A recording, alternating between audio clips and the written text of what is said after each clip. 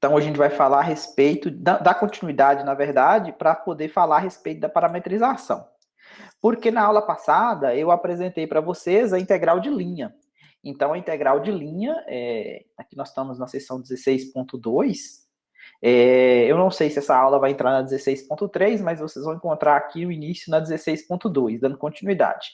Então, a gente definiu uma integral sobre uma curva na aula passada de uma função dessa natureza aqui, né? Essa função aqui era uma função z igual a f de xy, né? Uma função normal lá do R2 em R, e aqui esse ds aqui era o comprimento de arco. Por que o comprimento de arco? Porque a gente agora estava integrando sobre uma curva.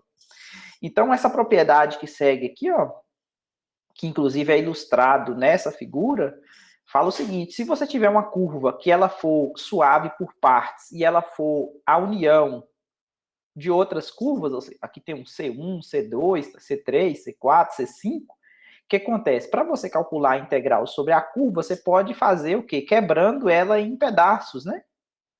Porque é difícil você encontrar uma x de t e uma y de t que parametrize toda ela, né? Ou seja, porque ela vai mudar o formato da curva. Ela não é uma curva de um pedaço só, digamos, né? Porque ela tem, do jeito que está mostrando aqui na figura, ela tem o quê? Uma parametrização talvez aqui para segmento de reta, aqui ficou parecendo um pedaço de uma elipse, mais um segmento de reta, mais uma curva, mais um segmento de reta. Então, pode ser que a parametrização para cada pedaço da curva não seja a mesma. Então, por isso, essa propriedade... Luiz Gustavo chegando. Por isso, essa propriedade aqui, ela é uma mão na roda, por quê? Para a gente calcular a integral de linha na curva toda, basta somar. Tá vendo? Então, é bem simples, né? Ou seja, que você vai calcular a integral na curva toda, basta você fazer nos pedaços, tá vendo? Uma quantidade finita. A curva é quebrada numa quantidade finita de subcurvas, digamos, que vai formar a curva. Então, essa é uma propriedade válida que a gente vai utilizar bastante. Beleza? Deu para entender o conceito aqui do porquê da soma? Porque a interseção das curvas aqui é só o extremo, tá vendo? Elas não se auto-intersectam, né? Então, é a união, não é disjunta, porque vai ter um ponto em comum, mas só vai ter a fronteira em comum. Beleza aí, gente? Júlia chegando. Beleza. Então, vamos lá. Tá. Outra coisa que eu vou falar para vocês aqui é a respeito dessa propriedade, dessa interpretação física, do que assim, você pode perguntar, onde que a gente vai utilizar a integral de linha? Inclusive, no diário de bordo, acho que foi o Yuri que perguntou a respeito de uma integral de fluxo, né? Mais para frente a gente vai voltar, vai tocar nesse assunto. Pode ser que em física esteja até um pouquinho adiantado nesse conteúdo, porque como que se relaciona uma integral de um campo vetorial, por exemplo, com uma integral de superfície. Mais para frente a gente vai definir, acho que na seção 16.6.7 por ali, antes de estar entrando no teorema de Stokes, a gente vai definir integral de superfície, e aí talvez aquilo que o Yuri perguntou no diário de bordo vai fazer mais sentido. Que era uma integral que calculava o fluxo, que é o teorema da divergência de Gauss, que a gente vai ver lá na 16.9, a última coisa que a gente vai ver no curso. Então, aqui ó, a gente tem uma interpretação da integral de linha, depende da interpretação física dessa função aqui. Ó. Essa função aqui, se ela fosse, por exemplo, uma densidade, que representasse a densidade linear de um determinado ponto, de um determinado... suponha que essa curva aqui seja um fio de arame. Então, o que acontece? Você vai ter essa curva C, e aí você vai fazer a integral de linha sobre essa curva. Então, o que acontece? Você poderia perguntar como que a gente faz? A gente viu desde lá nas aplicações de integral dupla que a massa era dada através da integral dupla sobre a região de uma placa, né? De uma placa com densidade por metro quadrado da função densidade dessa placa. Então, essa foi a massa era dada a respeito disso, onde esse ρ aqui era a densidade. Agora, ao invés de calcular o que é a massa de uma região plana D, né, a densidade aqui dessa placa, Imagine que você tem um fio de arame desse jeito aqui, né? E esse fio de arame, logicamente, ele tem coordenada X, tem coordenada Y, e aqui nesse ponto aqui, eu tenho uma densidade nesse fio de arame. Então, você poderia perguntar, eu não posso utilizar essa fórmula aqui para poder calcular a massa desse fio de arame? Então, a resposta é sim. Está aqui na próxima página.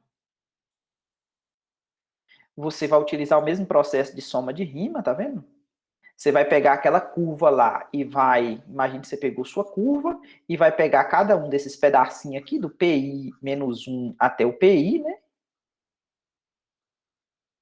Aí você vai ter um comprimento de arco aqui, né? O delta SI, né? Igual a gente fez lá para poder definir integral dupla. Então, a massa desse pedacinho aqui seria o quê? Seria a densidade, tá vendo? Densidade vezes o comprimento. Lembrando que a massa, a densidade nesse caso é a massa sobre o comprimento, no caso, né? Então, significa que você multiplicar a cruzada aqui, ó, a densidade vezes o comprimento, dá exatamente a massa. Então, a massa vai ser aproximadamente a soma desses pedacinhos a densidade de cada um desses pedacinhos aqui, vezes o comprimento de cada um deles. Então, logicamente, quando você faz o quê? Quando você faz a partição, ou seja, fazer o n para mais infinito, ou seja, você vai chegar exatamente na integral de linha, via soma de rima, você vai chegar na integral de linha da densidade. Então, a massa pode ser dada, isso aqui, tá vendo essa curva C aqui, por exemplo, for um arame, e essa aqui for a densidade desse arame num ponto XY, então, você consegue calcular a sua massa desse arame dado por essa fórmula. Ficou claro? Sim, sim. Beleza. Dernival também falou sim. Yuri, ok. O pessoal que está participando aí tá tranquilo para todo mundo, gente? Só geralmente 3 ou 4 responde. Marcos, sim.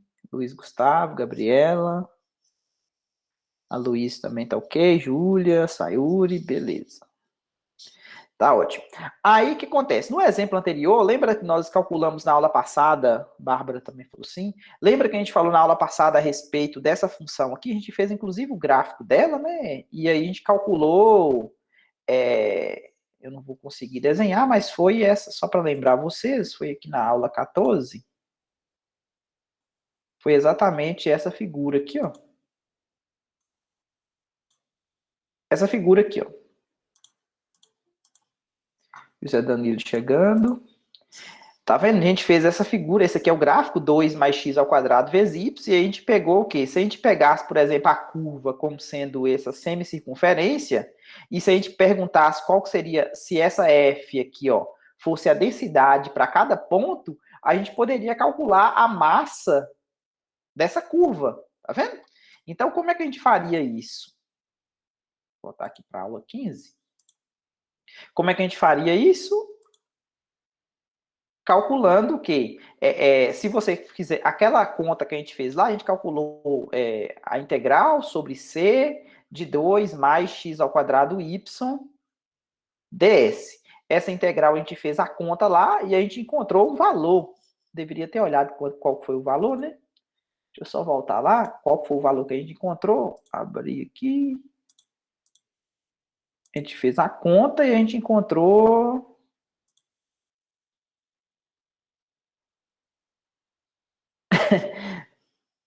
a gente encontrou esse valor aqui, tá vendo? Ó, 2π mais 3 sobre 2. Tá vendo essa conta que a gente fez aqui? Ó? Se a gente pegar esse 2 mais x ao quadrado vezes y como sendo a função densidade daquela curva, então o valor daquele fio de arame lá, digamos, seria a massa dele, né?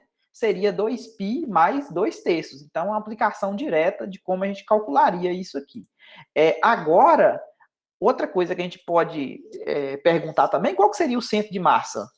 Então, o centro de massa também foi outra aplicação que a gente viu também, quando a gente estava falando de aplicação integral dupla, a gente pode trazer aquela mesma coisa para cá, né? Se você tiver um fio, tá vendo aqui? Representa a densidade daquele fio semicircular, porque o lá era dado o quê? Era metade de uma circunferência, assim, né? Que a gente calculou, pegou a interseção, essa aqui era a curva C, que a gente chamou o x de t de cosseno de t, a gente chamou o y de t de seno de t e pegou o t variando de 0 até π, né? Para poder fazer a metade da circunferência. Então, como que seria o centro de massa? O centro de massa, vocês lembram que era o quê? Você pegava as coordenadas x barra e y barra, era o quê? Era x que multiplicava a densidade dividido pela massa. E aqui a coordenada y do centro de barra era y vezes a densidade dividido pela massa, ou vezes 1 sobre m, onde a massa é dada por essa fórmula aqui em cima. Então, a gente conseguiria também calcular o centro de barra daquela curva, né? Ou seja, era dado pela expressão x barra e y barra. Até aí, tá tranquilo? Sim, sim. Beleza. Agora, essa observação 5.3 aqui, ela é interessante porque, algumas vezes, o comprimento de arco, ele pode ser... Lembra que o comprimento de arco, o pedaço lá, ΔS, ele tinha o quê? Ele tinha uma componente ΔX e uma componente ΔY. Então, pode ser que aqui tinha o ΔS, que depois virava o DS. E esse camarada aqui, quando faz o infinito decimal, vira o DX, e esse camarada aqui vira o DY. Então, a gente poderia fazer o quê? Poderia trazer o que a gente chama das integrais de linha em relação a x, ao longo da curva C, logicamente, mas em relação a x e em relação a y. Então, como que a gente faria essa adaptação? Então, eu vou ter essas duas integrais, essa integral aqui sobre a curva C, mas na direção do x, ou seja, você pegava só a componente do comprimento de arco na direção x para fazer essa integral, e essa aqui, ó, na direção y, você pega simplesmente, não é a integral, aí você fala, como é que eu vou distinguir uma da outra? Quando ficar dx ou dy, o nome que a gente dá é integral de linha de f ao longo da curva em relação à componente x, que seria esse caso, ou em relação à componente y, que seria esse caso aqui. Quando eu colocar um ds... tá aqui embaixo. Quando eu colocar um ds, então significa que eu estou falando em relação ao comprimento de arco, que seria a fórmula geral. Ou seja, eu vou ter essa componente em relação a x, essa aqui em relação a x, essa aqui em relação a y, e quando eu colocar ds, eu vou ter a integral de linha com relação ao comprimento de arco. Então, se você quiser colocar tudo na notação de t, do parâmetro, logicamente, esse x que aparece aqui, ó, ele é um x que depende de t na parametrização, esse y que depende de t também na parametrização, então o dx que aparece aqui, na verdade, é o x' que você está derivando em relação a t, então vai ficar o x' de t dt, e o y que aparece aqui, você está derivando em relação a t, vai ficar y' dt. Então, essas duas integrais aqui, ó, elas vão se transformar nessa aqui, ó, e na próxima. Tá vendo? Aqui eu vou ter o dx, eu coloquei tudo em função de t. Se eu coloquei em função de t, na minha parametrização, o meu t ele vai variar de a até b, então por isso que a minha integral ela já mudou aqui, tá vendo? Ao invés da curva, aqui eu não parametrizei ainda. Aqui eu já coloquei x em função de t, coloquei o y em função de t e troquei o dx por x' de t dt. Então aqui, como a integral ela tá toda em t, aí o que acontece? Isso aqui é lá do curso de... Esse aqui é um z, né? Então é como se fosse um número real. Esse aqui também é um número real, tá vendo? Porque a função tem uma derivada só. Então isso aqui ficou exatamente igual a integral lá do curso de cálculo 1. Esse aqui em relação a x. Em relação a y, vai ter o mesmo formato. O mesmo formato aqui, tá vendo? Em relação a y, você trocou o x por x de t, trocou o y por y de t, trocou o dy por y' dt, e aí colocou o t variando de a até b. Beleza? Beleza, gente? Até aí? Tá tranquilo para todo mundo?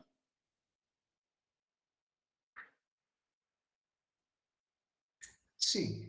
Beleza. Se surgir alguma dúvida, vocês vão deixando aí no comentário que aparece o pop-up aqui, eu consigo, ou pode abrir o microfone também e falar. Bom, frequentemente acontece que essas integrais em relação a x, em relação a y, elas podem aparecer com essa notação. Isso aqui, eu já estou preparando o terreno lá para o teorema de Green, que a gente vai ver mais na frente, né? Não vou dar spoiler aqui, né? Mas essa integral que aparece aqui de p dx mais q dy, ela vai aparecer mais na frente no curso, lá para 16.6.7, talvez, né, vai aparecer lá no teorema de Green mais para frente, quando a gente vai relacionar a integral da curva que delimita a região com a integral dupla da região, a integral dupla sobre a região delimitada por essa curva C. Tranquilo até aí? Esse aqui é simplesmente só notação de que aparece algumas vezes dessa maneira, né? Essa soma aqui, tá vendo aqui só depende de x, aqui só depende de y. Você pode colocar a integral da soma das integrais desse jeito aqui. Bom, vamos ver uma parametrização interessante que acontece com frequência, que seria de um segmento de reta. Lembra aqui, ó, no início, que aqui tinha alguns segmentos de reta nessa figura, tá vendo? O C1, o C3, o C5, tá vendo? São segmentos de reta. Como é que a gente faria para poder parametrizar esse segmento de reta? Então, é útil o que está acontecendo aqui. Eu tenho um segmento de reta que vai do R0 até o R1, ou seja, eu tenho o ponto inicial, isso aqui está no plano, né? Isso aqui está no plano XY. E aí, o que acontece? Quem que é esse R0? Esse R0 aqui, ele tem coordenada x de 0, y de 0. Ok? A coordenada, ou seja, pegou o 0 e mandou aqui via minha função parametrização, que é minha R de t. Então, o meu R de 0, quem que é o R de 0? É o x de 0 na direção i, mais o y de 0 na direção j. Agora, como é que eu acho essa função R de t? Para poder parametrizar, ou seja, esse camarada aqui com certeza levou lá no último, né? Ou seja, esse aqui vai ser o meu R de 1, ou seja, vai ser o x de 1 na direção I, mais o y de 1 na direção J. Agora, como é que eu acho a minha função x de t e r de x de t e y de t? Ou seja, como é que eu acho a minha r de t? A regra aqui é fácil para parametrizar um segmento. Como é que eu faço? Eu vou pegar, é como se fosse a equação da reta. Para poder fazer a equação da reta, o que você pega? Você pega o ponto inicial, deixa eu dar uma limpada aqui. Ó, você pega o ponto inicial, é esse. Então, o que seria uma reta? Imagine que uma reta x seria o ponto inicial, igual vocês aprenderam lá no Gaal, mais um parâmetro que multiplica o quê? Que multiplica um vetor diretor. Um vetor diretor V aqui da reta.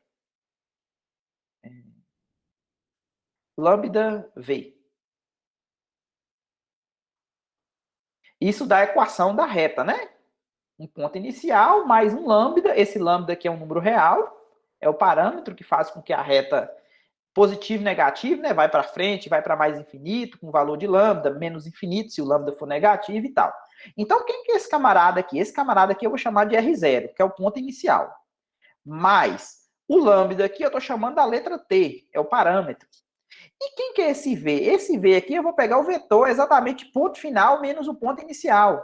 Vou pegar esse V aqui como sendo o R1 menos o R0. Então, esse aqui vai fazer o papel do vetor V. Então, por isso que ficou o quê? Ficou o R de t que multiplica o R0, é o ponto inicial, mais o parâmetro que multiplica o vetor, R1 menos R0. Aqui, se você distribuir, vai ficar o quê? Vai ficar R0 mais TR1 menos TR0. Aí dá para colocar esse R0 aqui em evidência. Vai ficar quem? Vai ficar 1 menos T mais TR1. Que é exatamente o que está aqui, ó. E observe que o t ele varia de 0 até 1. Basta o t variar de 0 até 1. Por quê? Quando você calcular, por exemplo, o r de 0, o r de 0 significa que o t vale 0. O que é o r de 0? Se eu substituir 0 no lugar do t aqui, ó, o que vai acontecer? Isso aqui zera, e isso aqui vai ficar 1 menos 0. Então vai ficar R0. Eu estou exatamente no início aqui do segmento. Aí você calcula, por exemplo, o r de meio. O que é o r de meio? O R de meio vai ser R0, que multiplica 1 menos meio, vai dar meio, mais quem? Meio vezes R1. Então, o que é isso aqui? Isso aqui, na verdade, é R1 mais R0 sobre 2. Eu estou exatamente no ponto médio aqui, ó. Quando o t valer exatamente meio, ele é elevado exatamente no ponto médio aqui, né? Que é o R1 mais o R0 sobre 2. Quando o t valer 1, você chega lá no final, concorda? Deixa eu dar uma limpada aqui, ó. Quando t valer 1, quando t valer 1, você vai calcular o R de 1. O que é o R de 1? 1 menos 1, então 1 menos 1 aqui vai zerar, e aqui vai ficar 1 vezes R1, ou seja, o R de 1 vai coincidir com o R1, ou seja, o 1 vai ser elevado aqui. Ficou claro a parametrização do segmento de reta? Sim, sim. Beleza, então.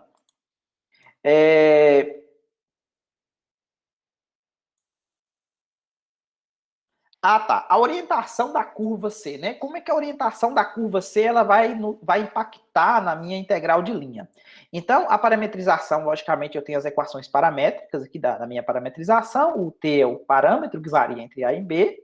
Então, a parametrização, ela determina a orientação. Se você pegar o T no sentido crescente, de A, começou no A e vai até o B, né, o T nesse sentido, você vai percorrer a curva C, por exemplo, daqui para cá. Agora, se você inverte a orientação, você tem a mesma curva, só que agora você vai vir para cá agora, em azul. Aí você vai ter a curva menos C. Então, agora você vai vir de B até A. O parâmetro T vai começar daqui agora, no B, e vai até o A. Então, isso aqui, tem até uma figura mais embaixo que vai representar isso aqui. O que acontece se você muda a orientação? Se você muda a orientação, ó, o que acontece? O sinal ele sai para fora, tá vendo? Isso aqui na direção X. Por quê? Se você lembra que a gente tinha duas componentes para o comprimento de arco, o comprimento de arco ds estava aqui, eu tinha um dx aqui e tinha um dy. Então, se você está indo nesse sentido aqui, é desse jeito. Agora, se você tem, por exemplo, agora você está indo daqui para cá.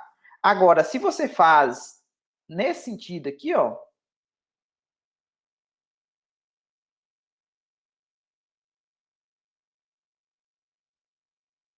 aí o que acontece? Ó, o x ele mudou para cá. Aqui tem meu ds e aqui vai ter o meu dy. Tá vendo? Você mudou a orientação tanto do dx quanto do dy. Então, por isso, quando você vai fazer a integral do comprimento de arco em relação a x e em relação a y, tá vendo que o x aqui ele era positivo, está indo para a direita, o y era positivo, está indo para cima, aqui o x ele ficou negativo, porque está indo para a esquerda, e o y está negativo, porque está sentido para baixo. Então, quando você muda a orientação da curva, tá vendo? Tá nessa direção para essa direção, o que acontece com o sinal? É igual lá no curso de cálculo 1 que a gente fazia a integral de A até B, por exemplo, de f de x dx. Isso aqui, se você trocar a integral, né? Isso aqui era menos a integral de B até A de f de x dx. Você muda a orientação, o que acontece? Aparece um sinal de menos. Então, aqui também acontece do mesmo jeito, tá vendo? Coloca menos, aparece um sinal de menos. Agora, uma coisa interessante aqui para vocês entenderem o contexto, se eu pego a integral em relação ao comprimento de arco, ds, tanto faz eu colocar c ou menos c, vocês concordam?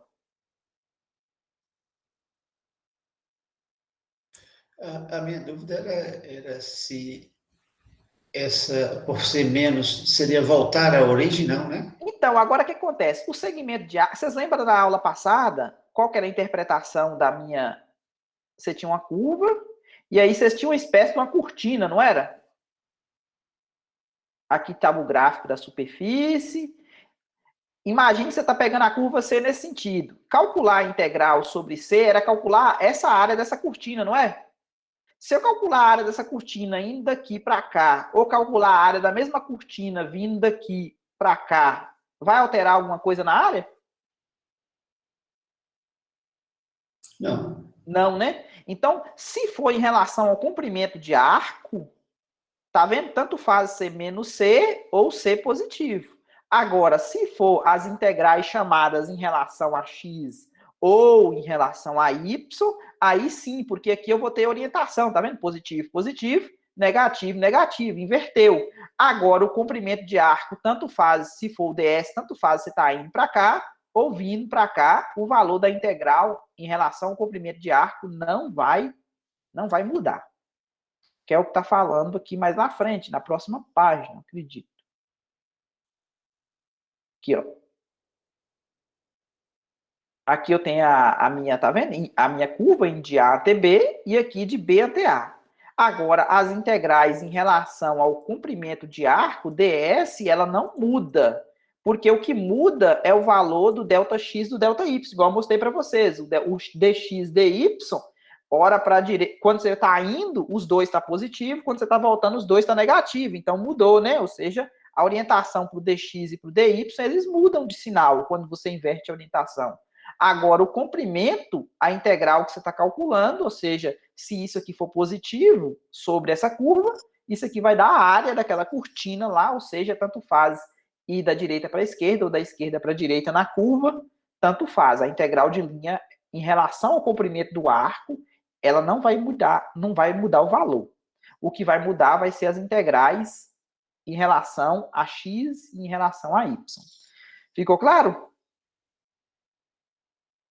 Sim, sim. Beleza. Então, já que a gente está craque em integral de linha, onde essa curva está definida no plano, agora a gente vai fazer um pequeno upgrade e a gente vai pegar essa curva no espaço. Aí você fala, será que isso aqui é mais difícil? A resposta é não. O que a gente vai fazer é simplesmente aumentar a conta. Por que aumentar a conta? Porque a minha parametrização agora, a minha R de T, ela vai ter o quê? Ela vai ter 3 componentes, porque agora a minha curva ela vai estar no espaço, ela não vai estar contida no plano. Ou seja, antes eu tinha uma curva no plano, né? Ou seja, eu precisava de um x de t e um y de t. Agora, a minha curva ela vai estar no espaço. Então, esse ponto aqui, ó, ele vai ter coordenada z de t, vai ter uma coordenada lá no chão, ficou em cima o desenho aqui, não ficou tão bom, mas vai ter um x de t lá no chão e um y de t. Então, esse ponto aqui, depois calculei a imagem dele. Então, esse ponto aqui, o meu R de t, ele vai ter o quê? Ele vai ter o x na direção I, o y de t na direção J e o z de t na direção K. E o parâmetro, ele vai continuar variando de A até B. Tá vendo que é uma extensão natural? Ao invés de eu pegar uma curva C no plano, agora eu vou pegar uma curva C no espaço. E agora, ó, o que aconteceu? O que aconteceu é que eu vou pegar agora a minha função também dependendo de 3 variáveis. Se eu aumentei as coordenadas, eu peguei a minha curva do plano, coloquei no espaço, então agora faz sentido eu pegar uma função também de 3 variáveis. Então eu vou pegar uma função de 3 variáveis, contínua, em alguma região, agora a minha função agora, o meu espaço de integração agora é uma espécie de um cubo, né? Beleza? Eu vou ter um cubo E aqui, né, no espaço, essa curva está contida, a minha função f vai estar definida numa região cúbica, porque eu vou falar de integral tripla.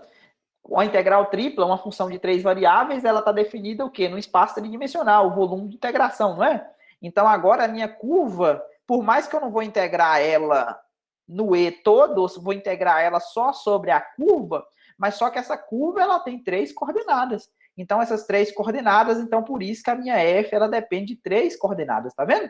Então, a maneira que a gente vai fazer aqui é análoga o que a gente fez lá no plano. Ou seja, eu vou pegar o limite, primeiro eu vou pegar essa curva, vou quebrar ela em pedacinhos, né, que a gente chamou de ΔSI. Só que esses ΔSI agora, esses pedacinhos, só para vocês entenderem aqui, ó, agora ele vai ter o quê? Um componente X, um componente Y e um componente Z. Porque ele vai estar no espaço, né?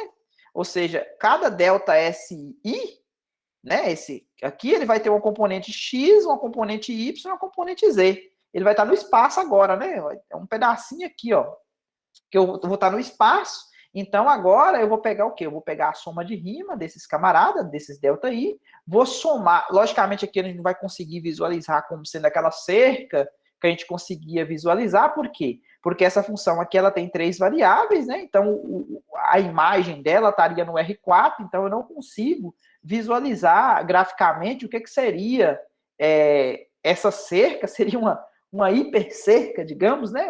A área de uma hipercerca, mas a ideia é a mesma, né? Seria a área da base, o comprimento da base aqui, né?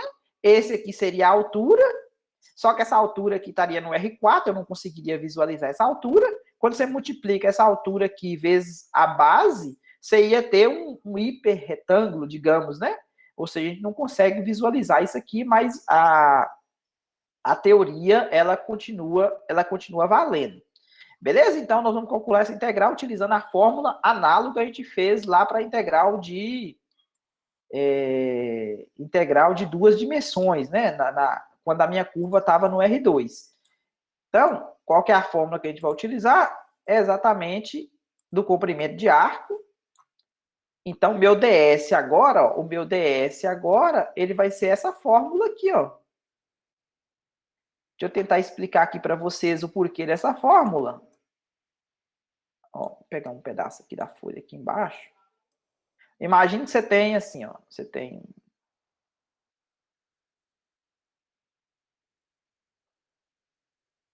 aí você tem um pedacinho da curva lá no espaço. Esse aqui seria o seu DS. Esse DS aqui, ó, para ele poder existir, ele tem uma componente x' de t, uma componente z' de t, e tem uma componente também aqui do y' de t. Então, para poder fazer, é como se fosse a diagonal, vou tentar fazer um cubo aqui, ó.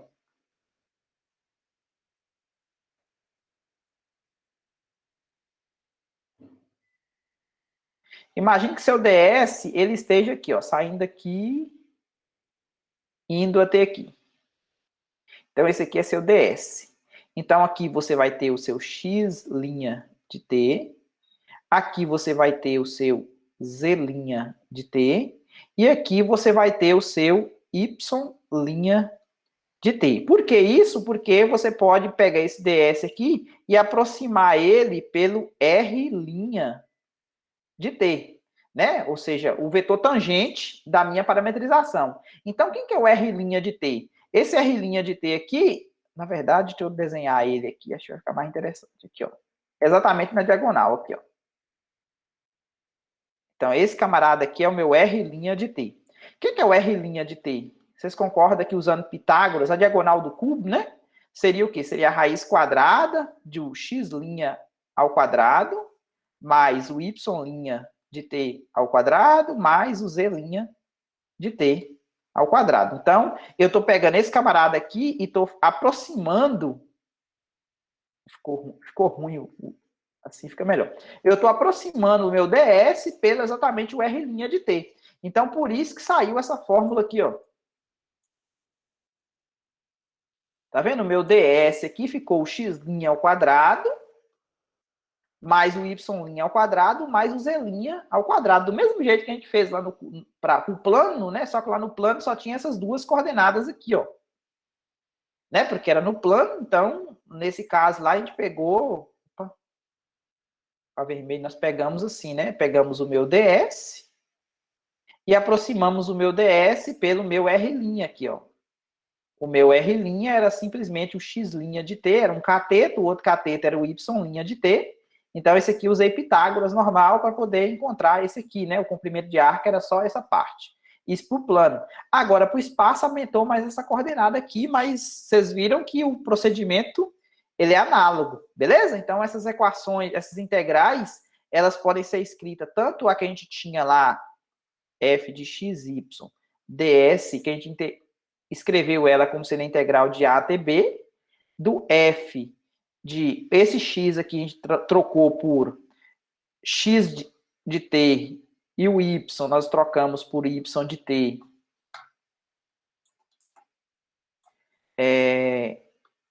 y de t e o ds nós trocamos pela raiz quadrada do x' ao quadrado de t mais o y' ao quadrado de t dt.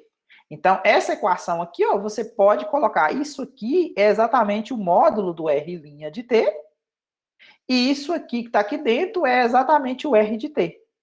Tá vendo? É exatamente o que está escrito aqui, é o R de T, o R' de T, em módulo, que é exatamente essa raiz quadrada. Isso tanto faz para a dimensão 2 ou para a dimensão 3, você pode utilizar essa fórmula. Depois a gente vai ver o teorema fundamental da integral de linha, né? Mais para frente, você pode utilizar essa fórmula aqui. Ficou claro, gente?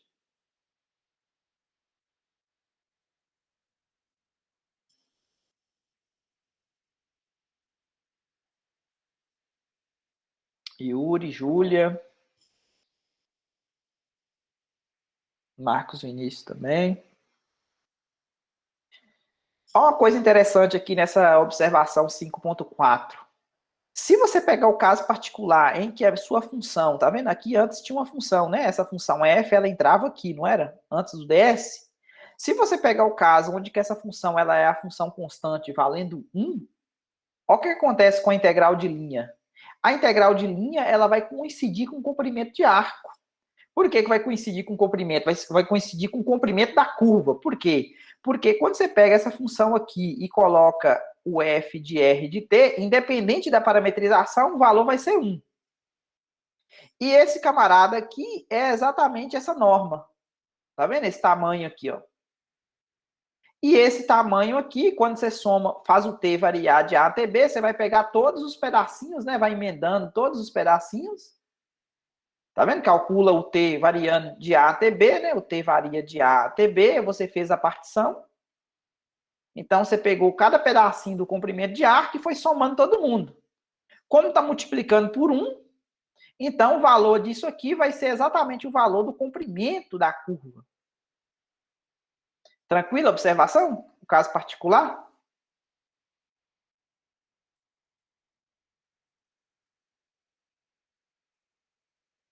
Sim, sim.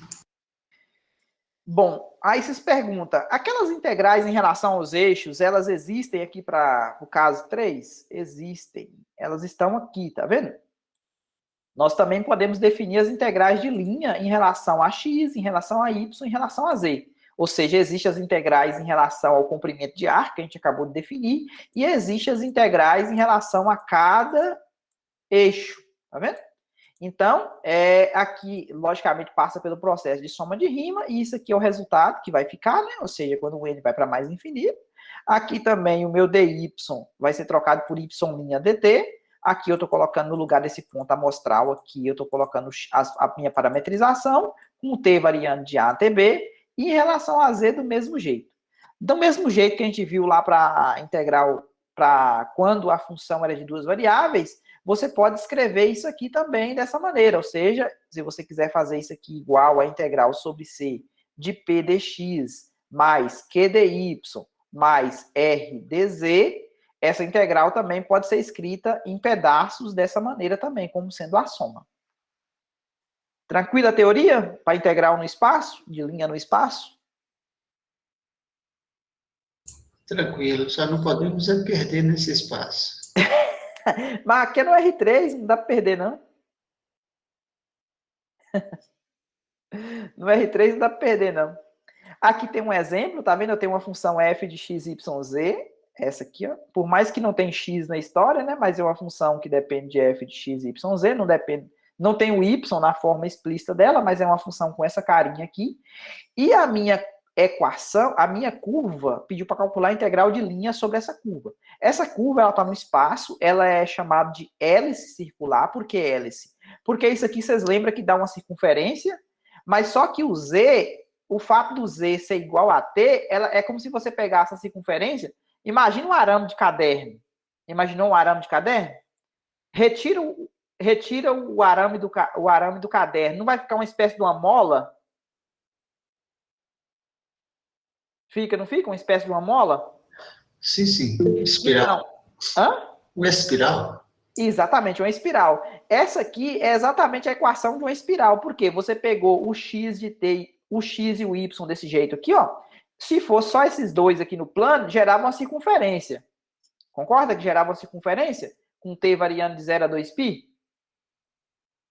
Mas essa circunferência, ela não fecha. Por que ela não fecha? Porque ela vai ter uma parte z também que vai puxar ela para cima. De acordo com o valor de t aumentar, essa circunferência aqui ela é desmanchada na hélice, que é exatamente, tem uma figura aqui, tá vendo? Se você pegasse só aqui no chão, aqui, ó, se o T fosse 0, você ia ter uma circunferência de centro na origem, raio 1 aqui, ó, bonitinho aqui, ó. Mas só que o T, quando ele faz uma volta completa, ou seja, ele saiu do zero aqui, T igual a zero, ele está nesse ponto aqui, ó. Aí, quando o T vale 2π, ele chegou aqui em cima. Esse aqui é o T, quando o T é igual a 2π. Ou seja, isso aqui é o R de 2π, na verdade. Ele pegou essa circunferência que seria no chão, o fato do Z ser igual a... o Z de T ser igual a T,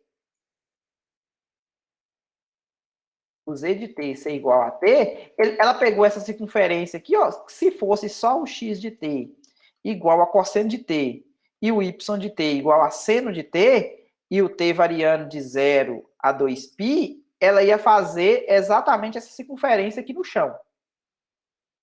Mas como eu coloquei mais uma coordenada, aí o que acontece? De acordo com o T igual a 0, tá aqui nesse ponto. Aí quando o T começou a valer, sei lá, 0,1, então, é como se você pegasse essa circunferência aqui e fosse levantando ela, né? Foi levantando ela e aí ela foi fazendo essa curva em azul.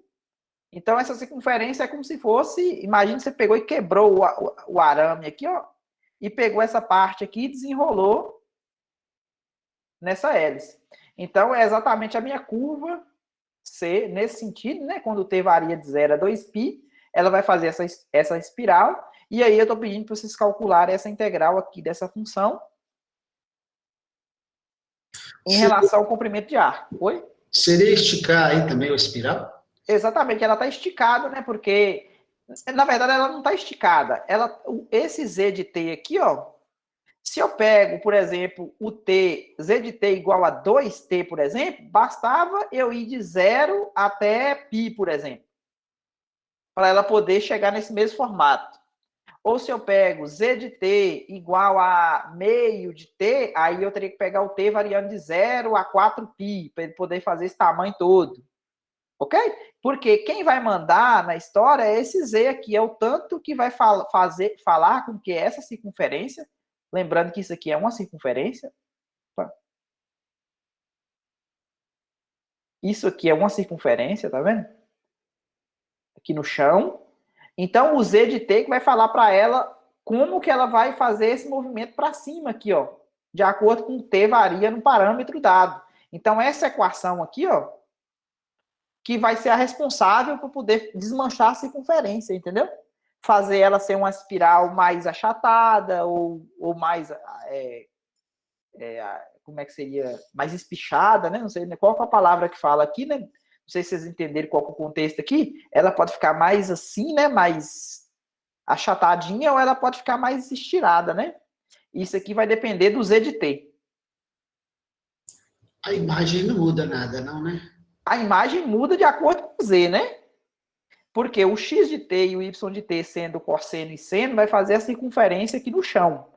O Z de T, ela vai fazer o quê? Vai fazer a curva em azul. Vai pegar a circunferência que seria aqui no chão e vai espichar ela aqui, ó. Então, deixa eu ver quantas horas, 11h49. Vou só mostrar aqui para vocês. Bom, só para mostrar que eu estou falando aqui no GeoGebra. A questão dela ser... A imagem ela vai mudar de acordo com o Z. Opa. Deixa eu pegar aqui uma janela.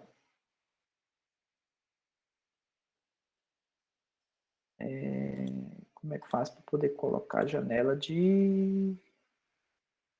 Cadê a álgebra? Sumiu a álgebra. Deixa eu fazer de novo aqui. Cliquei no lugar que não devia e não sabia voltar. Calculadora 3D. Então, ó, tem um comando chamado curva.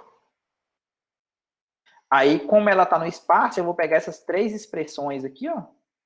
Então, a minha primeira expressão é cosseno de t. A minha segunda expressão é seno de t. E a minha terceira expressão, que é o z de t, eu chamei de t. A minha variável é o próprio t, e ele vai de 0 até 2π. Tá vendo? Essa aqui é a minha imagem da minha curva que eu coloquei lá para vocês. Se eu mudo aqui, ó, em vez de t, eu pegar, por exemplo, 2t, vai mudar, logicamente, vai ficar maior a minha... Vou mostrar aqui para vocês, vai ficar maior, tá vendo? Ou seja, ela, é como se ela fizesse duas... aqui deu para ver, né? Ela ficou... Agora, se eu pego, por exemplo, metade de t, o que aconteceu? Então, viu que a imagem muda de acordo com o z de t? Ah, sim, sim, sim. Então, vamos lá no cálculo, né? Para calcular a minha integral. A minha integral, eu vou substituir a minha parametrização. Então, no lugar desse y aqui, ó, eu vou trocar por seno de t. O z de t que aparece aqui dentro é o próprio t, então vai ficar seno de t vezes seno de t. Então, seno de t vezes seno de t dá seno ao quadrado. Quem que é o ds? É a raiz quadrada da derivada. Quem que é o r'? Ó, o meu r de t é dado por cosseno de t na direção i, mais o seno de t na direção j, mais o t na direção k. Então, quem que é o r'? A derivada do cosseno é menos o seno de t na direção i, mais a derivada do seno, cosseno de t na direção j, e a derivada do t é 1 na direção k. Então, quem que é a norma do r'? É a raiz quadrada desse aqui ao quadrado, mais esse ao quadrado, mais esse ao quadrado. É o que está aqui, tá vendo? Só que menos seno ao quadrado dá seno ao quadrado, né? Mais cosseno ao quadrado, então isso aqui vale 1. 1 mais 1 aqui deu 2. Então, por isso deu raiz de 2. A raiz de 2 saiu para fora da integral, tá vendo? Deu a raiz de 2, ele pode sair para fora da integral. O t varia de a até b, o a aqui no caso é 0 e o b é 2π. Então, a raiz saiu para fora. Seno ao quadrado, eu troquei por essa expressão aqui, ó. Seno ao quadrado de t, eu troquei por 1 menos o cosseno de 2t sobre 2. O meio eu tirei para fora, né? Esse sobre 2 aqui é o meio. Então, eu tirei para fora, deu exatamente isso aqui. E aí, eu fiquei com a integral da diferença. Integral da diferença, a diferença das integrais. Integral de 1. Integral de 1 deu t. E a integral de menos cosseno de 2t deu menos seno de 2t sobre 2. Por quê? Porque a derivada de menos seno de 2t dá cosseno de 2t, negativo, vezes a derivada de dentro. A derivada de dentro é 2, então por isso que eu coloquei esse 2 aqui para poder cancelar. Só que quando você substitui o 2π e o 0 aqui no lugar do t, né, dá 4π, seno de 4π é 0 e seno de 0 é 0. Então essa parte toda aqui morre. Então, ficou raiz de 2 sobre 2, que multiplica, colocando aqui 2π no lugar do t. Então, vai ficar 2π menos 0. Então, esse 2 corta com esse. Então, deu esse. Tranquilo aí, gente? Sim, sim. Dúvidas da aula de hoje? Ah, todas. Todas? Mas não é difícil, não, William. Tem que só rever com mais calma, acompanhar o conteúdo, porque, querendo ou não, para entender a integral de linha no espaço, vocês viram que a gente falou bem mais rápido dela hoje, por quê? Porque a gente fez detalhadamente a integral de linha no plano, lá, né, quando a minha f estava definida numa região plana. Então, a gente fez a soma de rima, mostrou os ΔS lá, né, fez tudo passo a passo. Então, agora, na integral de linha no espaço, quando a curva está no espaço, a gente pula alguns passos, por quê? Porque subentende que o conteúdo para a integral de linha onde a curva estava no plano foi digerida, né? Ou seja, a digestão foi bem feita. Então, a digestão dos anteriores tem que ficar ok, para poder a gente continuar. Certo. É que às vezes dá um branco e aí nada segue. Nada sério. Aí, tipo assim, você tem que ver onde que tá ruim, né? No sentido de que até onde eu tô sabendo para poder começar dali. E o baby steps, né? e fazendo pouquinho a pouquinho para poder, porque se é realmente curso de cálculo, exatas em geral, se você não está bem com a teoria anterior, fica ruim, entendeu? Tipo assim, é aquela questão da bola de neve, ou a questão de você tentar saltar o buraco, sua perna tá dando para saltar e depois o buraco fica grande demais, aí você cai, sabe? Tem um tanto de analogia que o povo gosta de fazer, mas que faz sentido. Verdade. Tranquilo? Podemos ir? Sim, tranquilo. Beleza, então. Aí eu vou deixar para vocês hoje a enquete lá da prova que a Amanda sugeriu, aí vocês votam lá, eu vou deixar até sexta-feira, para que todo mundo veja, né? Aí, sexta-feira à noite, aí eu fecho e aí a gente já tem o resultado. Eu mando para vocês no grupo lá qual foi o resultado. Infelizmente, possivelmente, nem todo mundo vai ser contemplado, né? Porque o horário das provas vai ser de 3h30, de 3 às. A primeira prova, vocês preferiram qual horário mesmo? Foi um pouquinho mais cedo ou um pouquinho mais tarde do que 3 da tarde? Vocês lembram aí qual foi o horário da primeira prova? Foi de 3 às 6h30? Parece que sim. Eu nem lembro direito. Mas eu vou colocar lá na enquete de 3 às 6h30. Tanto no dia 2, na segunda, quanto no dia 3, na terça-feira. Aí vocês votam lá e aí o que a maioria decidir, a gente segue a vida, né? Tranquilo? Tranquilo. Então, Beleza, então bom dia para todo mundo. Fiquem com Deus. Até quinta. Tem mais Yuri, Júlia, Gabriela, Marcos, Amanda, Zé Danilo. José Danilo na mesma hora, né? Eu vou colocar sempre de Tatiele, Luiz Gustavo, tem mais. Eu vou colocar de 3 às 6h30. Nos 2 dias. Tem mais. Abraço, fica com Deus.